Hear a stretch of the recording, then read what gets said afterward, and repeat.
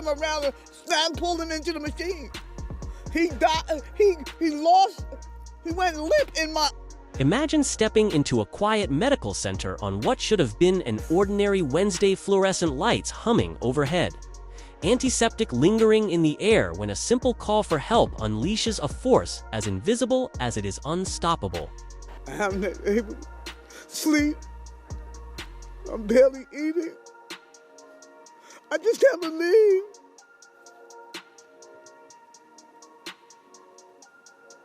I still trying to wrap my head around the whole thing. He waved goodbye to me, and then his whole body went. Keith McAllister stands just outside the MRI suite. A 20-pound training chain draped proudly around his neck, waiting for his wife, Adrian, to finish her scan.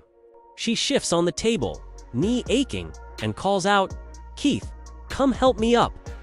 The technician, distracted or overconfident, waves him inside.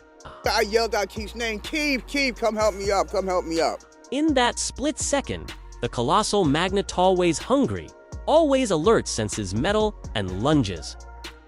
A deafening clang echoes as the chain snaps forward, yanking Keith bodily toward the tunnel with brutal precision. They were standing there laughing and joking before he even came to the...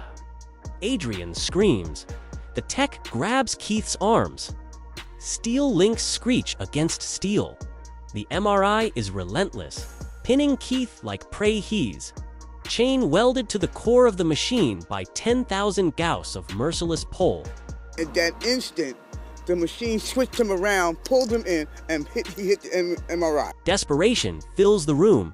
Adrian and the technician pry, pull, beg, but the magnetic beast refuses to surrender. Seconds stretch into eternity. Keith's heart stutters, then spasms, once, twice each beat fighting panic and pain. Could you turn up the machine, call 911, do something, turn this damn thing off? Sirens howl in the distance as 911 races to the scene, but the clock is unforgiving. Multiple cardiac arrests batter his body before medics can even pry him free. By the time they wrestle him out and speed toward the hospital, Keith is fading. Adrian said that this was not the first time she and Keith had been to Nassau Open MRI, and she said he'd worn the big chain here. Pulse a fragile echo of the man who walked in moments ago. He survives the ambulance ride, but not the night. 61 hardworking weight training, larger-than-life's Keith McAllister is gone. Adrian, wiped out and wide-eyed, stands before News 12's cameras the next day.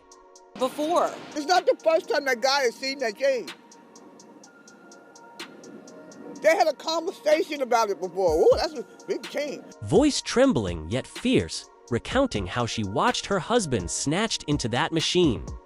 She tells them this wasn't their first visit that Keith had.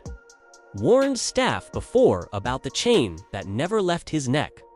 She tells them she yelled, pleaded, but rules were ignored. Protocols slipped. Tears gather as she insists her best friend, her partner, deserved a goodbye served more than silence from Nassau Open MRI, which still hasn't explained how a simple precaution turned into a fatal catastrophe. She vows to fight for answers, for safer rooms, for signs big enough to stop the next tragedy dead in its tracks. And as the segment closes, the camera lingers on her face, grief etched deep. Determination deeper while a somber voice-over asks, when machinery this powerful meets human error, who protects the people we love?